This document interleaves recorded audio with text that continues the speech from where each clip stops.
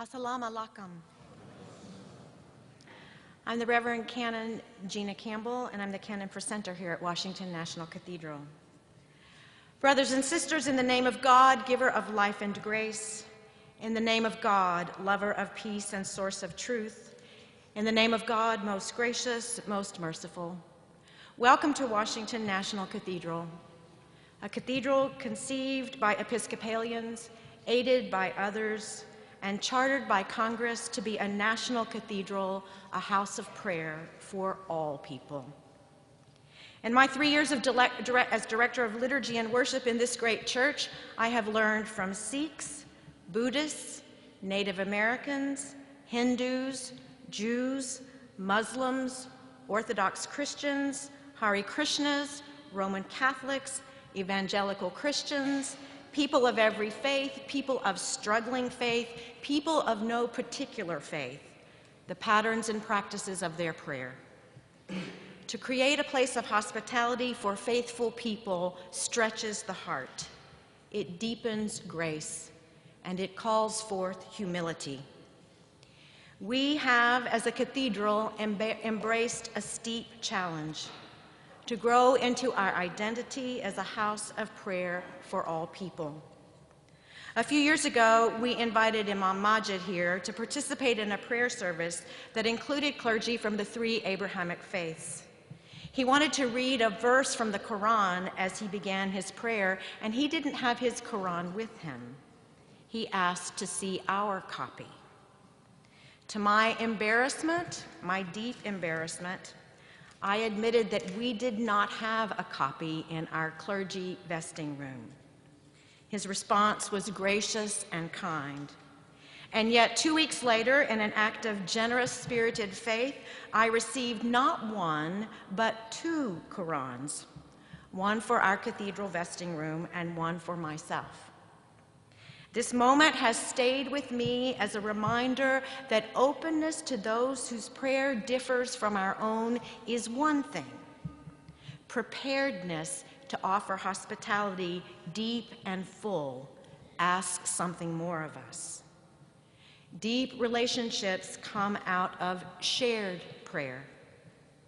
Almost a year ago, I met Ambassador Rasool as we worked together for a few very intense weeks to plan a service to celebrate the life of Nelson Mandela.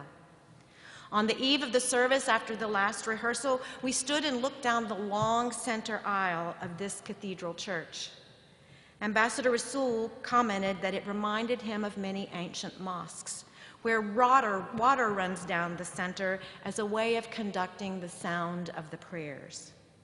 Standing in this great church, 2 very different people from 2 different faiths could both see and sense our prayer.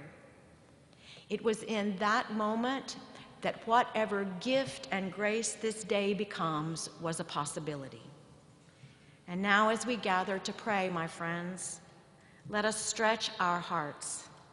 Let us seek to deepen in grace and in mercy, for we approach the same God, whose desire for our world is salam, shalom, peace. You are so very welcome.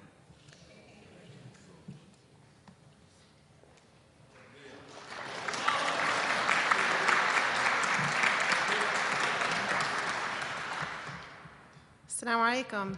I greet you with a prayer that God's peace and blessings be with all of you. My name is Rula Alouche, and I'm chair of the National Board of Directors of the Council on American-Islamic Relations. And I'm truly honored to be here with all of you in this historic place and on this momentous occasion for the American Muslim community. I want to start by thanking the Dean, Reverend Campbell, and the leadership of the Washington National Cathedral for hosting us and for recognizing the importance of including Americans of all backgrounds in our country's National House of Prayer. Thank you to Ambassador Rasool for your vision and leadership in making this day possible. And thank you to our fellow community sponsors, organizers, and the volunteers who worked together so that we could all be here today. When I reflect on what this Jummah prayer signifies, I'm reminded yet again of the tremendous value of interfaith dialogue and how that work can build bridges between communities and individuals of various backgrounds and faiths. Truly, the more we get to know one another, the more we come to recognize the similarities in faith and spirit that we have, and the more bridges that are built, and the more we come to understand and know one another, the less room there is for hate and prejudice to come between us. As an American-born Muslim, I'm reminded of historical events that have taken place here throughout our country's history, and those that I witnessed growing up. And this prayer marks a historic moment for the American Muslim community, a community filled with hardworking and productive members of this society that unfortunately have suffered from negative stereotypes. This prayer symbolizes a ray of hope for our community, and the inclusion of the Muslim community is reflective of our nation's principles of equality and respect for individuals of all faiths to practice their religion freely. Jazakumullah khair. Thank you again. Assalamu alaikum.